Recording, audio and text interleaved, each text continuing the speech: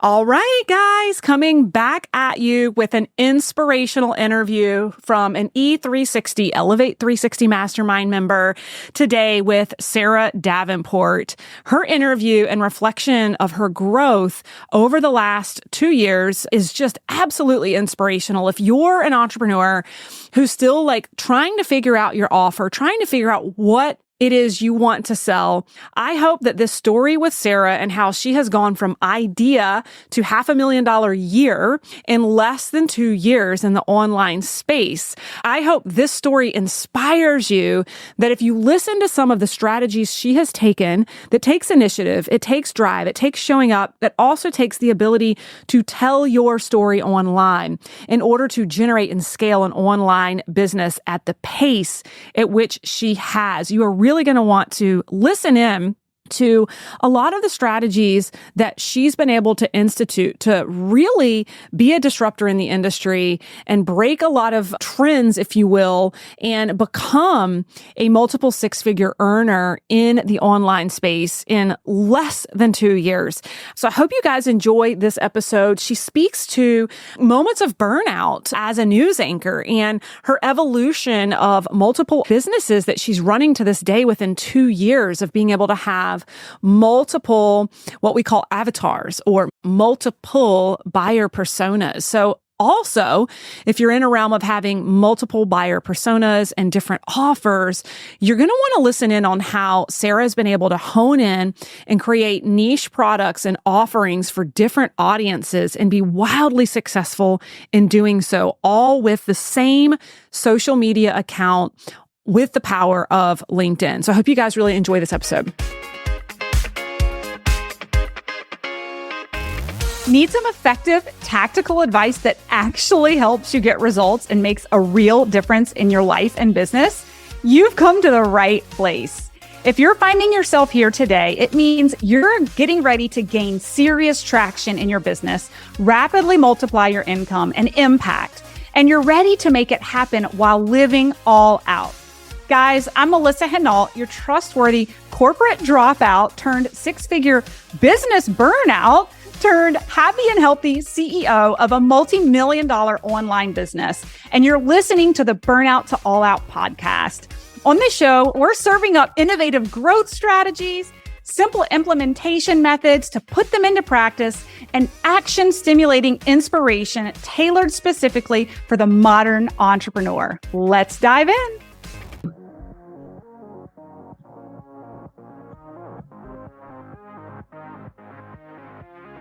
All right, you guys, welcome again to another Burnout to All Out episode with one of our incredible Elevate 360 Mastermind members, Sara Davenport. Sara, welcome to the show. Thank you. I'm so excited to be here. Yes, this is going to be so fun. I think your story is so inspirational. And I just want to dive right in because you haven't always been the multifaceted founder, CEO, entrepreneur that you are today, running an agency, running coaching programs. You've got multiple businesses. There was a time when you were a burnt out TV anchor. Yeah, that's all I ever wanted to do. I never thought business owner, entrepreneur. I mean, those weren't even, they just weren't even anywhere in my thoughts. It was always, I just wanted to be in TV from the time I was little. Yeah. So I know you've got a really fascinating story about this because I know from the outside looking in, you had it all. But there's always this pivotal moment in any entrepreneur's journey of like enough is enough and they make the pivot, right? So can you talk to us a little bit about your journey to where you are today? Because I think it's going to be so inspirational for so many, especially moms out there, and the risks and the decisions that you decided to make that have taken you on this path to where you are today with the impact you're making, which probably wouldn't have happened if you hadn't have been on the journey in the first place. That's right. We always hear that phrase, when one door closes, another one opens. For me, it was a window, a very small window in a basement, I think, that opened. It was not anything I was looking for. And I went through that window hesitantly. It's not something I wanted to do. I wanted to be in TV forever, even though I was burned out. I wouldn't let myself see anything else because that's all I knew. So my background, my mom being one of the first females ever in television. So my mom and Oprah started around the same time, early 70s. And as the fact that back then women were not in TV. So she was breaking so much ground and breaking all the rules and all the ceilings. And I got to follow her and see her. And I wanted to be her. And that's all I ever wanted to do. And I remember I would follow her to the station. She would anchor the 6 and 10 o'clock news in Chicago, 6 and 11 o'clock news in Philly. And I just wanted to be around her, soak it all in. And I loved the connections she could make with people. Her whole living was telling other people's stories, right? But the connection she had with them, I wanted that. It wasn't so much being in front of a camera and the lights and all the fun. It was that you really got to know people in probably a vulnerable time of their lives or a really happy and exciting time in their lives. But there was a story that you got to tell. And I love that. And I wanted to do that. And I'm the kind of person who, I'm an Enneagram 3, like put my head down. Okay, if I want this, I'm going after it. I'm going to achieve it. Yes. And I did right out of college. A couple weeks after graduating, I got my first on-air job in upstate New York, little itty bitty town. And where did you go from there? Oh, it was a dream that's what I always wanted to do. I think we had maybe 100 people watching. No, that's a total exaggeration. I mean, there's tens of thousands of people in Utica, New York, but it was not the hard news. It wasn't a lot of really compelling TV. I was covering the Maple Syrup Festival. Or, like I was a Saturday and Sunday weekend reporter and weekday 3 days a week. And I eventually made my way up to producing, and I loved writing all the stories and then anchoring. And then I got a call from Knoxville, Tennessee, and they wanted me to come and do a lifestyle show. I thought, great, away from hard-ish news. I mean, Utica didn't have any like major murders or breaking news, but I was excited to be in Knoxville and spent 5 years there doing some really cool shows with some really cool people. It was actually the #1 NBC affiliate in the nation as far as the number of viewers. Oh, wow. It was like must-see TV. People turned on at 5 o'clock. They had to see because they love the good news side of it, right? Because we're so used to seeing in bigger cities like Charlotte and others, all the bad stuff. People loved the good stuff. So that's where my love of storytelling took another level. But then something inside me, and this I think a lot of those of us as women who are driven go, Hey, gang. So I know some of you are listening to these episodes and you are like, wow, these mastermind members in Elevate 360 with Melissa sounds like they've had tremendous growth and tremendous transformation this year. I want to learn more. And if that's the case, and if some of this is resonating with you, definitely take a look at applying to our mastermind. The doors are open. The seats fill super fast. It is by application only. You can go to burnouttoallout.co, burnouttoallout.co, click on the programs, find the mastermind, and click to apply. We'll put the link in the show notes. But here's the thing. If you are an established business seeking to scale and optimize, if your 2025 goals include strategic growth, elevated branding, and high impact networking, if you're looking for in-depth, personalized, strategic guidance, like we're giving these women in this mastermind with elite business connections, if you're looking for exclusive gatherings, high touch support, retreat-based events, from team experts like me, and if you're recognizing the importance of a 360-degree approach to business, and you want to learn from the mentors who've been there and can be your Sherpa to take you to your business goals in 2025, definitely go to the website, burnouttoallout.co. Click on programs, go to the mastermind, and apply today. Would love to see your application come in. I am personally reviewing every single one of them. And if you're a good fit, we'll set up a clarity call to see if it's a good match. but what's more? What's next? What could I achieve? Right. And I wanted to be in the big city where 4 million people would watch me in the morning in Houston, Texas. That was my next move, was to Houston. And outside, like you mentioned, like on the outside, it looked amazing. I had the big house and the cars and the boat and the kids and full-time nannies that lived with us. And it looked amazing. Mm-hmm. And behind closed doors, the truth was I was waking up at 2:30 in the morning to be at work by 3:30 a.m. So I never got to, it's ridiculous, but I never got to do breakfast with the kids. I never got to make lunch. Now listen, those are the moments. But with 4 kids, I've made enough lunches now. I'm like, someone else can make the lunches, please. I'm done with making lunches. But I wanted to be there for the little things. Looking back on it, that's how I grew up. My mom wasn't around. So it was normal. It was normal for me. And I didn't know of a way out, but I knew something inside me was starting to stir. Like there had to be more. Yes, I made it to one of the biggest cities in America. Yes, I had this coveted job that 16,000 people graduate every year with broadcast journalism degrees going, I want to be on TV. I'm like, oh, great. They're all gunning for my job. Right. So I knew that TV was very competitive. I knew I had made it, but I knew I wanted something more. And I wanted to be present with my kids. I always say I was chasing hurricanes instead of chasing my kids. I'd walk in. One of the reasons I knew I had to leave, I walked in one morning. I'm like, so I said to we had a staff of about 6 writers. How many stabbings and shootings? And they're like, slow night, 3. I'm like, oh, God, that's it? And that's when I went, okay. Time out. Like I just said, only 3 stabbings and shootings? Like something's got to change. And my little ones, when they were in elementary school, and I knew in my heart what my mom had missed. And I didn't want to do the same thing. And I don't fault her for it. She was chasing this big dream and made huge strides for all women in journalism. Yeah. But I was like, I don't have to do that. Maybe there's something else out there. But I wouldn't listen to the little hints or the gut pulls that you would have, the fire in your belly going, maybe there's more, because I thought this was what I was supposed to do. And I had made it. At the age of 29, I was anchoring in this huge city and living my dreams and making the money, but I was crying myself to sleep. So when I said behind closed doors, Sunday nights, everybody gets Sunday scaries. I get that. But Sunday nights were horrible. My husband would have to come in and rub my back so I could just try to shut my brain off to go to sleep because I knew I had to wake up at 2:30. And then all of a sudden it's 7 o'clock at night, 8 o'clock at night. I'm getting less and less sleep. I'm in my head. I'm freaking out. You have to look awake, at 5 a.m. on TV. And you have to look good and you can't look sleep deprived. And so I'm stressing myself out and I'm sleeping less. And my co-anchor would call me and go, okay, I'm wearing a salmon tie, but it's more of a raw salmon, not a cooked salmon. I need you to wear a jacket or something that matches it. Like it was stupid stuff. And I was over it and over the lack of sleep. But I didn't know what else to do. Okay. So here you are feeling like totally unaligned. Yet all that's been shown to you is this is the path. And what happens from there? So the funny thing is, my parents had shown another path too, but I was so, like my blinders were on. It was all television. My dad was an entrepreneur and started his own business in his 20s, which he just sold in his early 80s.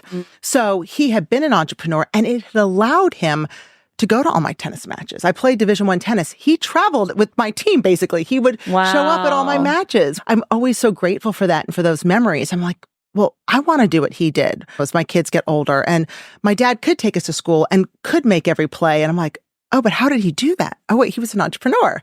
Interesting. And my mom left television and started her own production company, doing big documentaries all across the U.S., shown on so many different networks, but then got into politics, became a state senator. And I was like, there's no way ever you could pay me enough to get into politics. Like, no, thank you. She went and blew through more glass ceilings and broke more ground in that area. But I'm like, that's not an area I'm going to follow you in. But that entrepreneurial side of me started to wake up. And I was pregnant and was going to have a baby on a Monday. This is so crazy. My pregnancies were scheduled around my contracts with NBC. Because you can't be pregnant looking for a job and you can't have a new baby and not lost the weight and go find a new job. So you have to literally.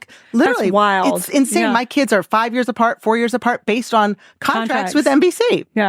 So I knew that as I was pregnant, I was having a baby, I was going to be induced, and my news director came into me on that Friday, maybe it was the Thursday, and said, listen, I know you're having the baby, but I need you to anchor the weekend. I'm like, but no, I'm the weekday morning show. I'm done Friday morning. No, well, I need you to work on the weekends because your viewers are going to forget who you are soon enough.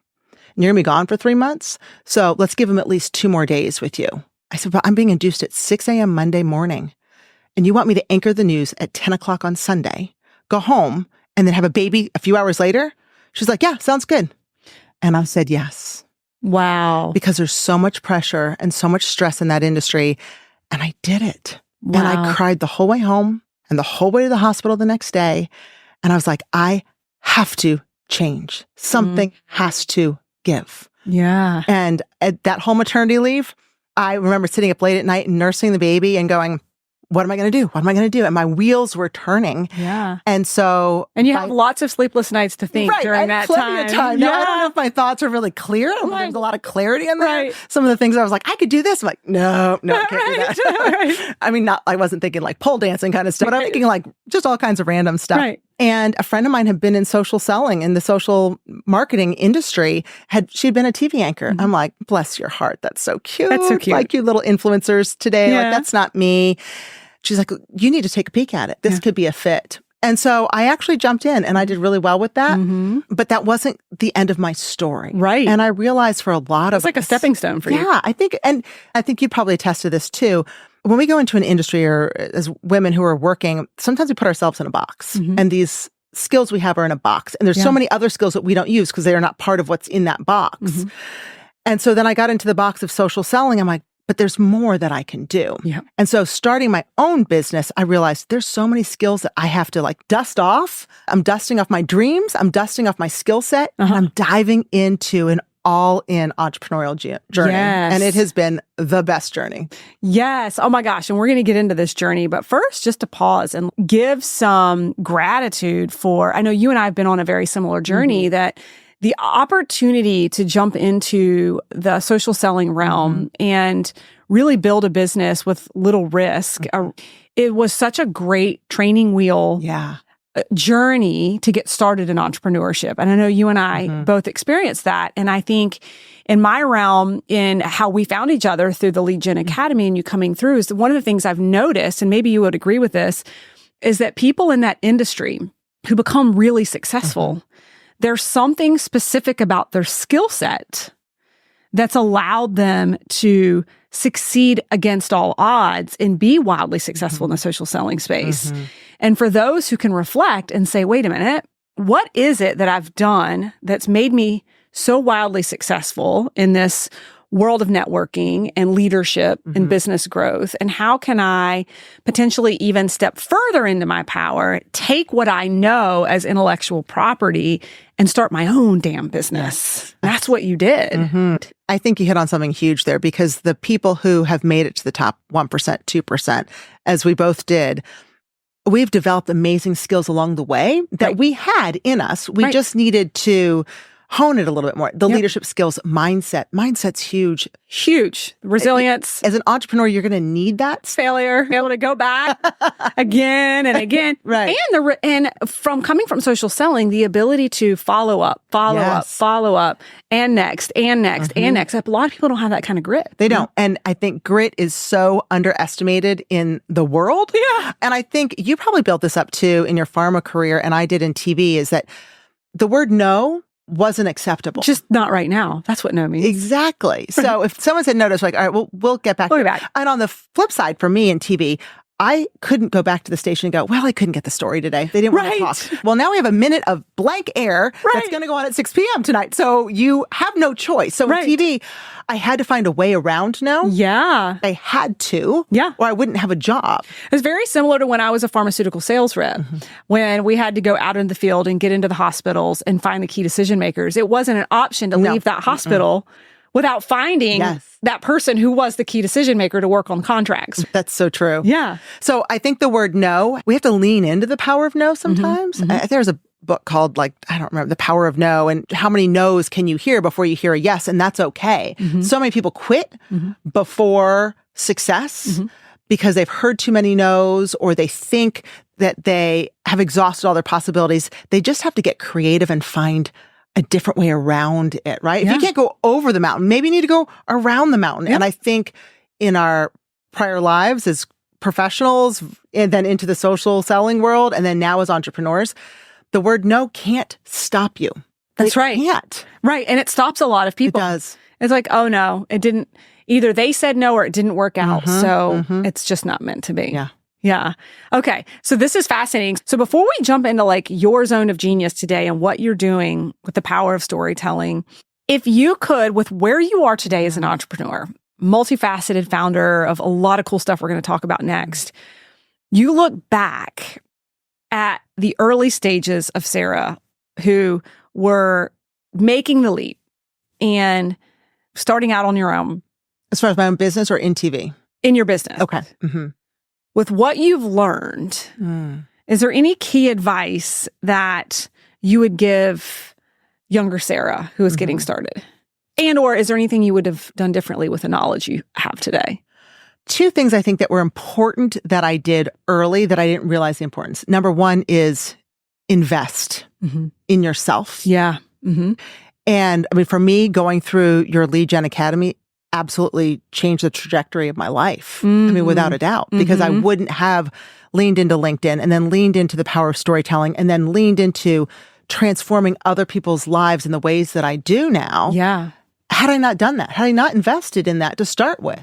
And I did that right out of 2020 when it was kind of crazy looking back on it because I was like, well, listen, I'm trying to teach a first grader how to read. I'm failing. I could either go to wine or I could go to LinkedIn and learn this. Right. I remember that because I was like, they're doing math really crazy now. And I don't know how. We carried ones growing up. Yes, I love carrying a one. It worked well. It still does. I'm screwing my kids up right now because I don't know how to do their math. Okay. Yeah, I mean, I was trying to teach my son to read. I'm like, I'm failing miserably. And I have 4 kids. This is my 4th one. And I'm like, Lord, why did you give me the easy ones early and now the tougher ones? I'm too old for this stuff. So anyway, I'm glad that I invested in myself, even though it was crazy to me to think like, I don't even know if this is going to work. So why would I? But instead I thought, why wouldn't I? Why wouldn't I give myself a chance at something different? So I would say invest in myself. The other thing that I did is that I went all in. I didn't just play with it when I started coming up with my business. I'm like, no, I'm running. Yeah. Because I see some people, they go, oh, I love this idea. And then they'll play with it a little bit on Monday. And then maybe the following Monday. And the next month they pick it up again. Yeah. No. I really think that not only does fortune come in the follow-up, but fortune also comes from speed. If you've got something, momentum, run with it. Yes. Yeah. The momentum's going to build to the fortune. It's going to build to the huge transformation for you and your clients. But you got to get that speed. Totally. It's like, if you're going to have a baby, how many hours were you in labor with your kids? The first one, like 12. Okay. My first one, I was in labor for 4 hours. My last one was 36 minutes. So at the end of the day, whether you're in labor for 12 hours or 36 minutes, you're going to have a baby at the end of the day. Why not just knock it out and get it done in 36 minutes if you could, right? Yeah. Oh, yeah. By the third, it was like, let's get this shit on the road. Right. Like, let's do this. Yeah. At the end of the day, you're going to have a baby. Let's speed this process up and get it done. No one wants to be in that labor part. It's the same thing with building a business. Don't drag it out because then it's painful and you may not finish the race. So let's talk about this for a minute because if you're open to it, I'd love to, because I think this is really inspirational to some of my listeners. Is your timeline from conception, from idea to birthing the first thing to where you are today. And if you're comfortable sharing, like where you are revenue wise and the timeline of how this happened for you. Because I think that in a lot of people's minds, they're like, oh, it's going to take me years. I've got to perfect my website. I've got to perfect my offer. I don't know exactly what I'm selling. I don't know who my ideal client is. Can you walk folks through your timeline of, I know I was made for more and I want to build something new, to it being built, it being executed, and like where you are today? Can you take us through that timeline? Absolutely. Because it's wild to think back on it and to also think it hasn't been that long. Yes. Right? So in between, after leaving full-time TV, I still do freelance television. I do true crime shows. I tell people don't watch those, but I do them.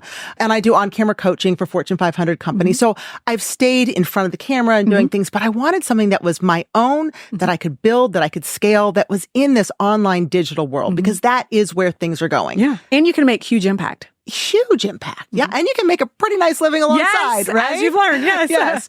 So for me, honestly, it was here in Charlotte 2 years ago. I came to your live event. When the building caught on fire. Yeah, the building caught on fire. Yes, that's exactly right. And we landed in a hurricane. It was like all the reasons why things shouldn't work out. But when things start going wrong, sometimes I think, oh, no. That's just so you can prove it's going to be good. Yeah. Like, if you think in the back of your mind, and I like to say this to myself, like, it's always working out for me. Things always work out for me. Things are falling apart around me, but I'm saying it's working out for me. Things are working out for me because I do believe that if you have a positive mindset, and I also believe, and this is not the answer to your question, but for me, sometimes when we're building a business, we're so in the details. It's like, if you thought of Google Zoom, right, or Google Maps, you're sitting there looking at McDowell Street, right? Which is right, and we're like, we're looking at McDowell Street, and this is where it is, and everything's going wrong. There's a fire in the building, and there's a hurricane around us, literally.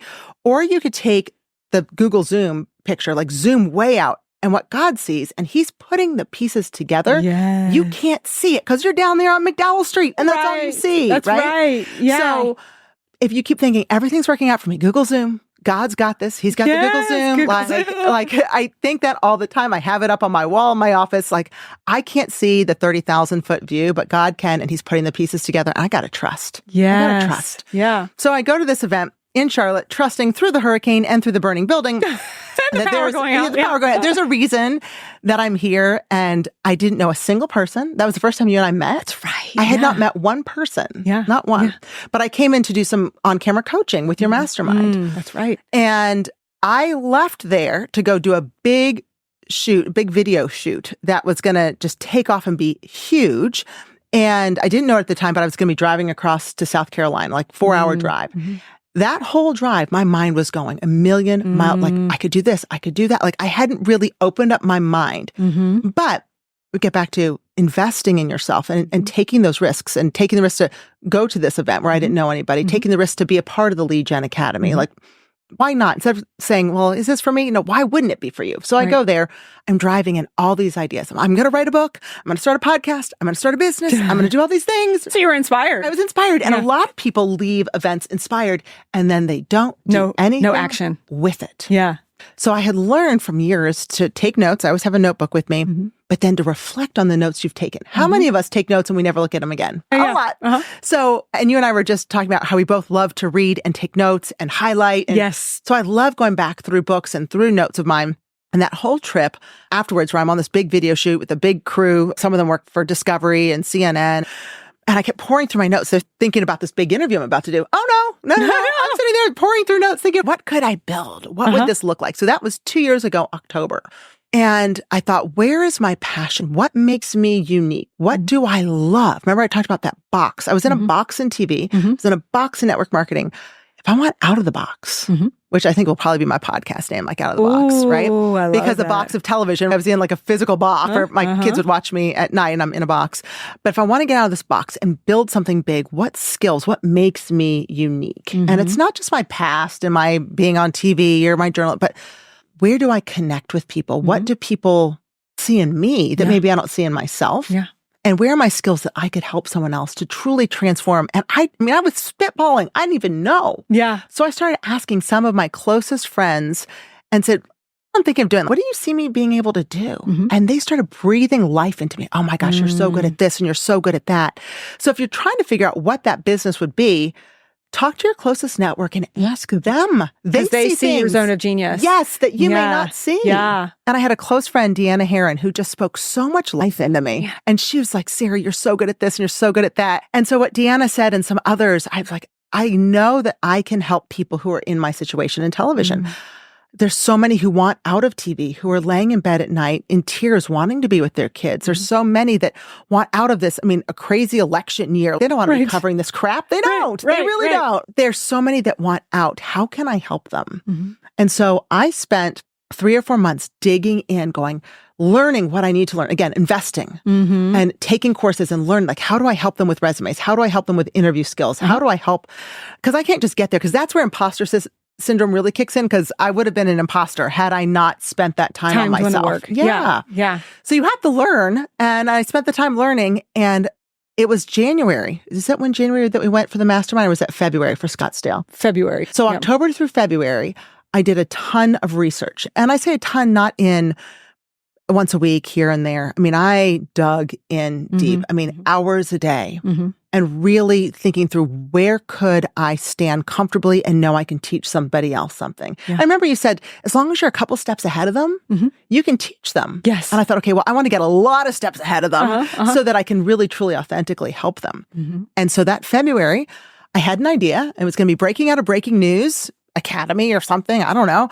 And I remember just, again, pitching those ideas to the speakers you brought in, to Chris Harder, Preston Smiles, and to others. And I absolutely left that going, I'm doing this. Yes. I don't know what I'm doing. I'm going to figure out this live launch. I'm just going to go do it. Jackie's built a funnel and a freebie. I'm like, I have no idea what those are. Yes, no idea. It literally took me months to wrap my mind around funnel, because I'm envisioning an actual funnel. Like, I'm like, this isn't what, okay.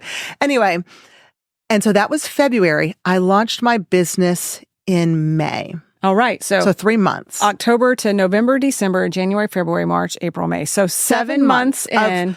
Of really learning, developing. And it was like, think about a duck. When you see a duck on top of the water, they just seem so calm and serene, but underwater, they're like paddling like crazy. Right. That was me. From the outside, it's like, oh, she's not really doing anything.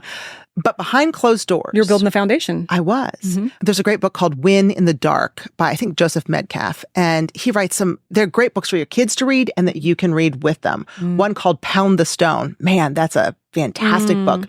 And we'd listen to it on Audible in my car. But Win in the Dark, and it's do things when nobody's looking. So suddenly you'll look like this overnight success. And so when nobody's looking for the 7 months, I really dug in, figured out what I was going to teach. And I hadn't put the business together, but I just got all the tools that I needed. And after we left in February, that's when I put in the tools. I'm going to learn the funnels. I'm going to learn how to create, an academy, or I need a website. What is it? My website started being built in March. It was done in April when I launched. Like it all happened so fast. Radical action. Yeah, it was crazy. I don't know that I was sleeping a whole lot, but I was able to. And I was shocked. I think I had like $4,000 and it covered a few other expenses. I'm like, well, hey, basically I'm almost breaking even. Like, let's get started. Couple months. Yeah. And I just kept doing it over and over and putting into action what I had learned with you and Jackie, and then really decided that I wasn't going to fail. I was going to make this happen. And by the end of December, I'd had several launches. I probably had worked with maybe 30 different clients at that time. But the best part was for these journalists, I helped them find new positions. Yes. In fact, I just posted on LinkedIn one from yesterday. She's like, I got the job. I'm so thankful to you and the academy and the group we're working with. And it brings me so much joy to see that I actually am transforming lives, like literally, and families. And these moms are able to be home with their kids now. And these dads are able to be present in their families' lives now because of the work that I'm doing, all in under a year to make such a massive change for them. Yes. But I also knew that wasn't the end for me. Yep.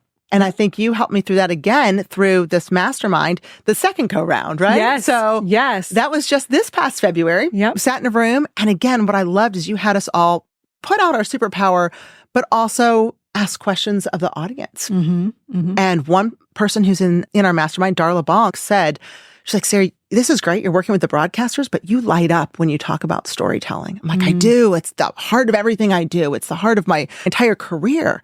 And she was like, I think you need to look into that.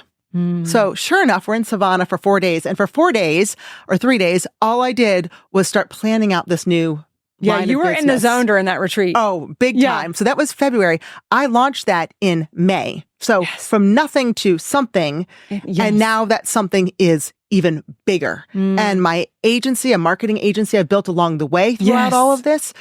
So I went from 0 businesses, leaving a burning building in the middle of a hurricane going, what could I do 2 years ago? And now I believe at the end of this year's revenue will be close to $500,000. Woo! I love this story. Wild? Yes. Isn't that wild? And for the listeners, what I want you to hear is what you said, like when you first got started, you made $4,000. The lens you took was, this is a win. Yes. I've covered my expenses and I am determined to make this work. And within 2 years, $500,000 in revenue. Yes. Well, really, even by the end of last year, I'd have to go back and look, but we were probably right around 100,000 maybe by the end of the year. And then this year, 500,000. I'm like, okay, Melissa, I'm following your example. I'm like, okay, can we do $1 million next year? Yeah, of course you can. Because that makes my armpits sweat, right? Like we always say, like that makes me a little nervous. But that is But now you know it's possible because you've taken such quantum leaps in a year. Yeah, in 2 years. In 1 year of really digging into business, which is wild. So incredible. Okay. So let's get into the storytelling because I know that you are a genius in this. And I know I have a call with you tomorrow. We're going to talk about how you can help manage our account on social, on LinkedIn, because you have such a gift from the storytelling standpoint and really get the power of LinkedIn and you're using it to really grow your business and your brand. And I know our clients rave as we pass them over to you with the results that they're getting. And it's because of the angle you take with the storytelling. So for our listeners today who are like, dang, from like 0 to $500,000 in 2 years, really 600,000, part of your secret to success beyond tenacity and doing your research and showing up has been your ability to tell stories. So can we talk about the power of storytelling and why your clients and our clients are getting raving results working with you? So I think storytelling was underestimated for so long. Really during COVID and even just a few of the years post-COVID, everyone was all over social media and everyone's like, oh, suddenly I'm an influencer. I've got my phone and I can tell you about my product or my service and you can buy from me. And it got really salesy really fast. Facebook also got very much like a highlight reel really fast. People don't want to see a highlight reel. They want to know the real life behind that reel. Right. Like what's happening? Where's the authenticity? And I think social media became false, fake. A lot of it, like what they call Facebook, fake book, right? So if you have an online brand or honestly any type of business, you have to lean into the power of authentic storytelling, not just storytelling, but authentic, because I truly believe in the name of my marketing agency is the hook in the heart, because if you can hook them and then connect with their heart and really their head and their heart, you will gain acceptance and then gain their interest and then potentially gain their business. But you have to have a hook, a heart, and a head all in there in your stories. Yes. So I see a lot of online posts. Now, if we look at LinkedIn posts, boy, those are horrible. Most people have horrific. They have no idea. Look, I'm attending the conference. Come see me at booth number 463. And you're like, who cares? Or for my TV people, they're like, here I am with my latest Emmy. Guess what? Emmys become dust-covered statues. Nobody cares. No, seriously, nobody cares about your Emmys. But we don't know what to do on LinkedIn. On Facebook, we think we should be posting about our Cheerios we have for breakfast. And on Instagram, we have to look beautiful in a gorgeous filter and life has to look perfect. That won't gain you any client. It just won't. It's a loud space. So how do you calm through the noise? How do you make an impact? Well, number one is get on a platform that's not overused, which would be LinkedIn, right? All people who own a business, no matter how big or how small, need to be on LinkedIn, period, end of story. The second thing is when you're on LinkedIn, most people don't know what to do. So they will sell. They sell. They're like, oh, I've got this great podcast studio and you've got to come check it out. We do podcasting here. Come see us. And that's awesome. You're offering your service. You're telling me, oh, we have 10,000 people who've come through here. That's great. You're popular. But those are facts. And facts tell, but stories sell. Yes. Yeah. So can you take me behind the scenes? Can you show me a little bit? Can you be raw and real? Because then I'm going to find a connection with you. I'm going to go, I know you. Okay. I kind of like you. And then the more I see, now I trust you. So when you build up the know you, like you, trust you factor, they will buy from you, whether that's a product, a physical product, or a service of some sort. But you've got to build that up. And to do that, it's through storytelling. Yes, yes. And it's so profound. And we've seen it tremendously in your business and the clients that you're working with. I know that even some of the fellow mastermind members here with Elevate 360 have hired your agency and they're seeing tremendous shifts in lead generation by telling their authentic stories. Yes. And so it's so powerful. So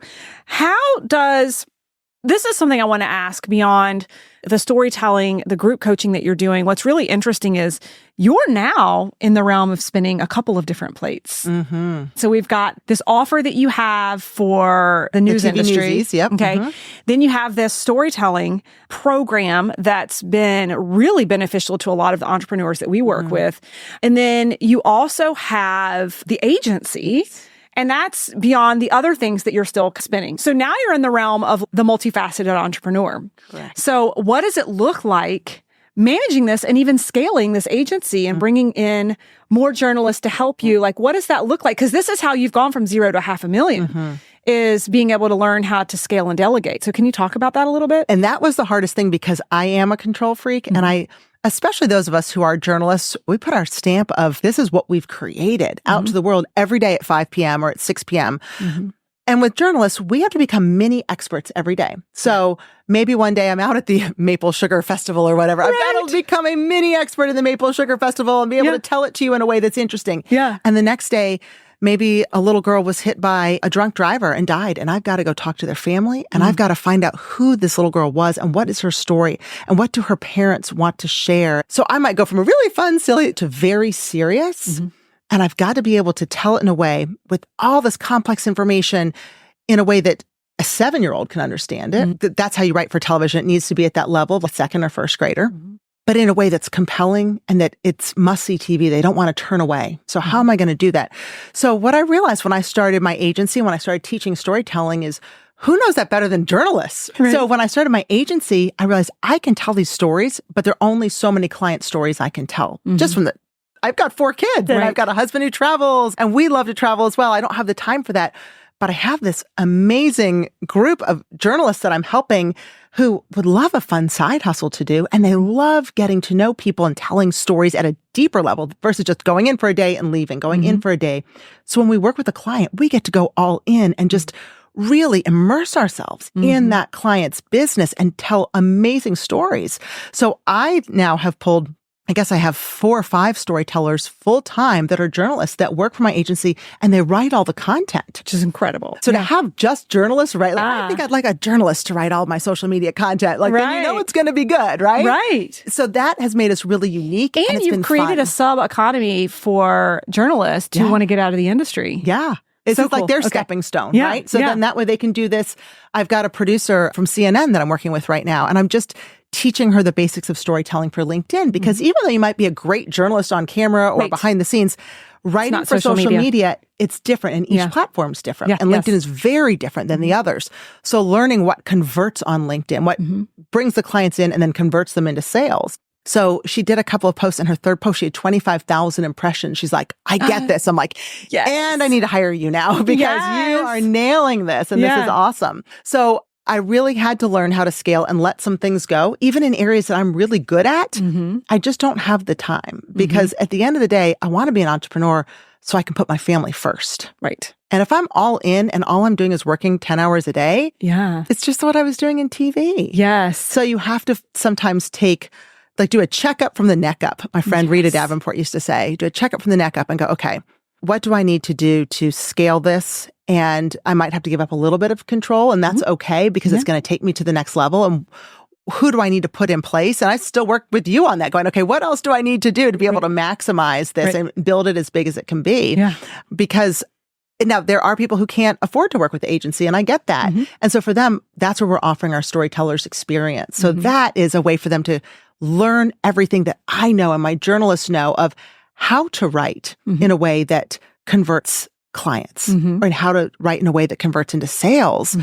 Because if you're in business, the chance of you going out of business is pretty high if you aren't getting in front of new people. And so you teach that through the Lead Gen Academy. Right. Here's how you get in front of them.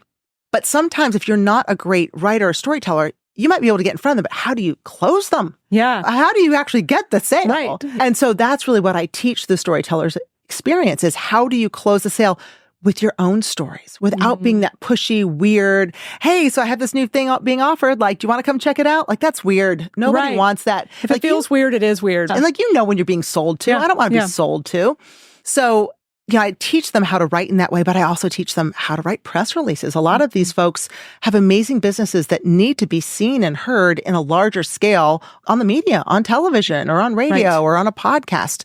And then we also teach them kind of how to sell from stage, whether you're in front of a large audience, and then how to handle being in front of the cameras. Like, how are you going to get invited back? You want to be an expert at that station. You want to, oh my gosh, when XYZ happens, I got to call Melissa. Like, Melissa's our go-to girl. Right. Like, wouldn't that be nice? That's free exposure in front of hundreds of thousands, if not millions of people. So good. I love this so much. And I love how multifaceted and evolved like your offers and the impact you're making from your own journey from the beginning. And I love what you said about how that Google map of when we think back to where you were in the beginning in journalism and you do the zoom out, the Google map, like God's perspective. Yes. And this journey that you've been on and where you are today, it's actually, are you not really freaking excited for like what's next? I can't wait to see what's next. Like 2 years from now, we need to do this again in 2 years. Yes. And like, let's do a little check-in and see what it's like, because I just know that there are big things, because I know that I can help so many people get their stories out. They have great stories and they have great businesses they just are missing that piece where people can see them. How do you get visible? It's that visibility, and it's the visibility, but then how do they connect with your head and heart so they'll come to you versus going somewhere else? Yes. Oh my gosh. So good. Okay. So Sara, I have two more questions for you. So as being an Elevate 360 of the mastermind, it is a 360 degree approach to business and to life. And I mean, you started that journey yourself at home with the newborn, making that decision that something has to change. But when you think about this year and your commitment to that 360 degree approach, where do you feel like you've transformed the most this year and the 360 approach to business and life? That's a great question. Because we're talking about that pedal to the metal, going all out, that will burn you out again. And so leaning into even something as simple as breath work. And if you remember, you may or may not remember, but the first time that Sam Harper came and did sound bowls, all those things, and I'm laying on the ground and it's a gorgeous day in Scottsdale. And at the end, people are like, well, I saw rainbows and I felt this and that. And I was like, I just finally had a chance to breathe. Like, I don't know that I saw or felt anything, but I've absolutely now gone a little bit deeper in that, going, there is so much. When you take a minute to figure out what's going on from your head to your toes, like you've got to take care of it. This is like your machine that's running this whole operation. You don't want to be like Dorothy and the Wizard of Oz and they pull the curtain back and you're like, oh Lord, that's what's back there? Right, under the hood? Like I need to make sure that I'm taking care of myself and my family. Also, the 360 approach is that you can build a business and have a happy family life at the same time. You don't have to sacrifice one for the other. And I think a lot of people go all in, they neglect their family, they feel guilty. Then they go all in their family, they neglect their business, and they feel guilty. And it's this circle. And I think the wonderful thing about Elevate 360 is not only do you give us great approaches to handle that through Modern Entrepreneur, but also the support system of the others who are in there. Some of them that can call you out on your BS, like, hey, you're going hard there. You might want to take a minute to breathe.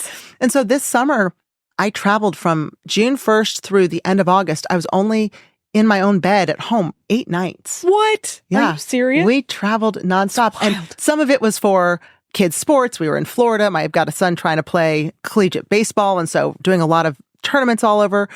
But that was how I wanted to design my life. And at the end of the day, I think something that I've always had as a mantra, but I've been able to take to the next level thanks to this E360 mastermind, is truly designing a life I love and not a life by default. Because when you're in business, and if you go, all of a sudden you wake up and it's December.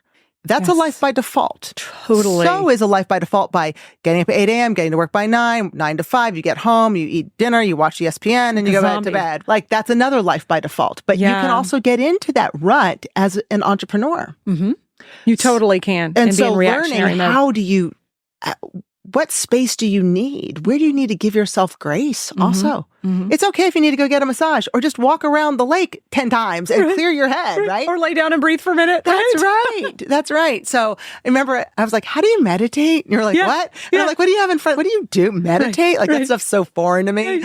Oh my goodness. So I remember when you tried yoga for the first time. Oh my gosh.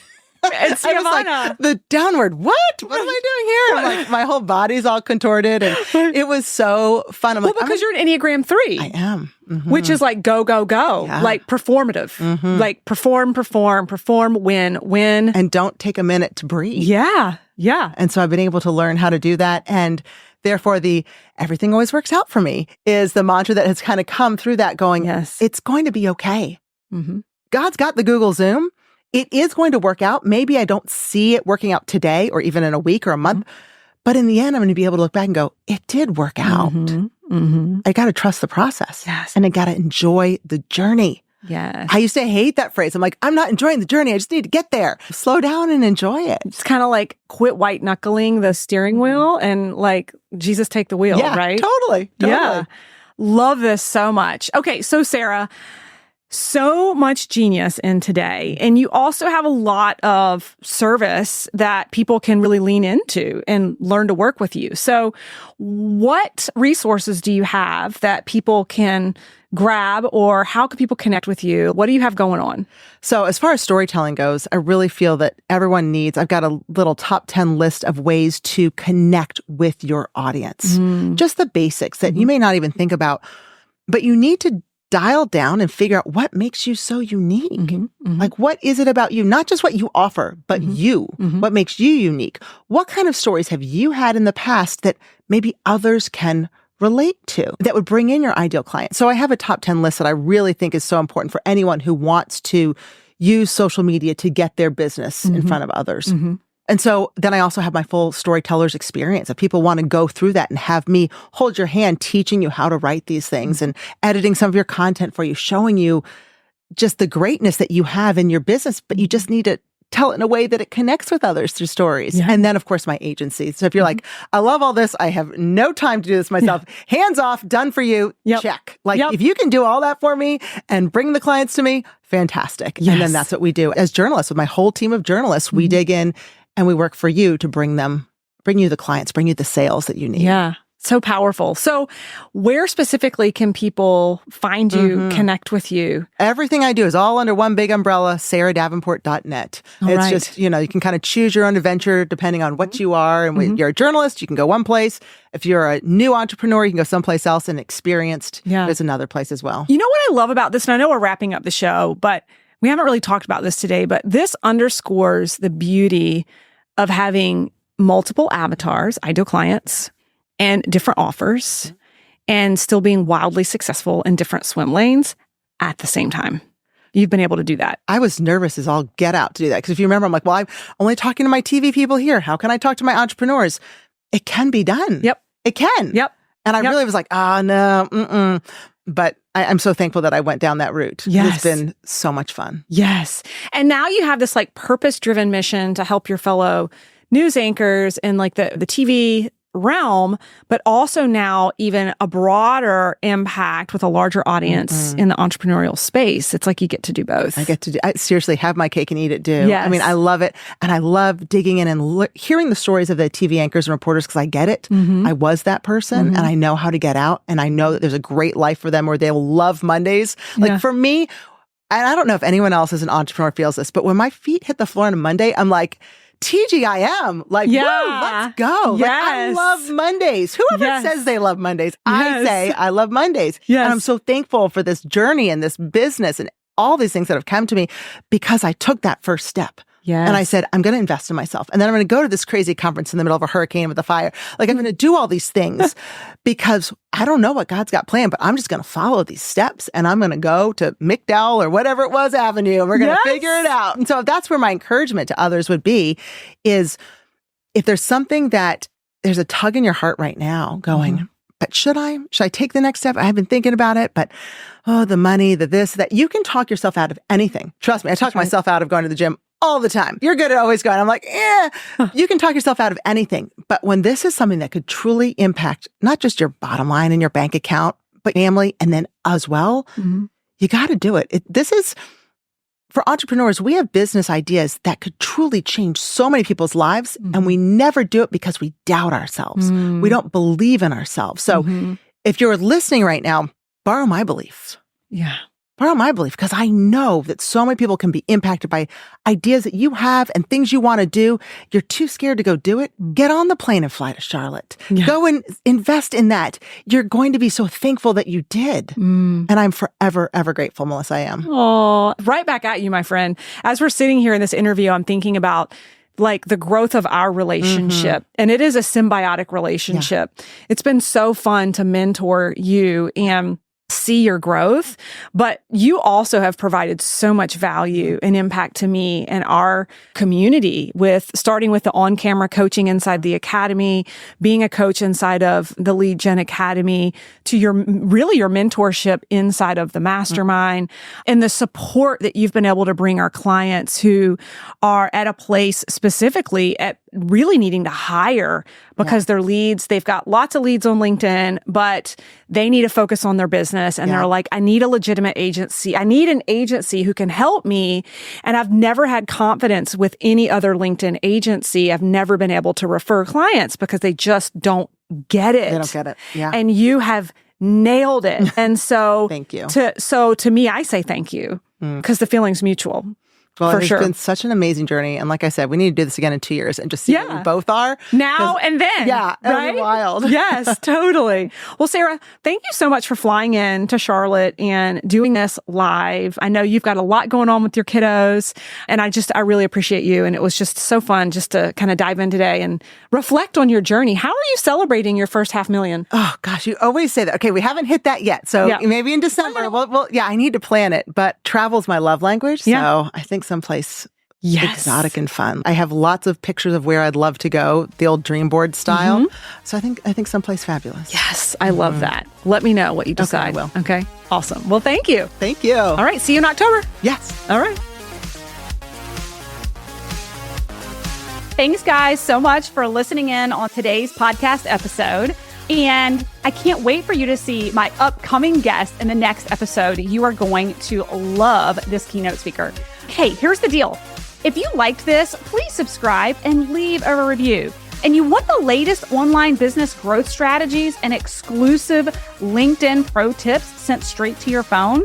Text the word update to 704-318-2285. That is, text the word update to 704-318-2285.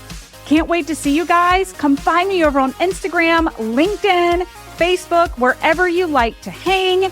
I cannot wait to hear how you are enjoying and applying what you're learning. You guys reach out to me over on social because I love hearing what's resonating with you. When you reach out to me and you send me those personal DMs, they really do impact the content I continue to bring forward to you.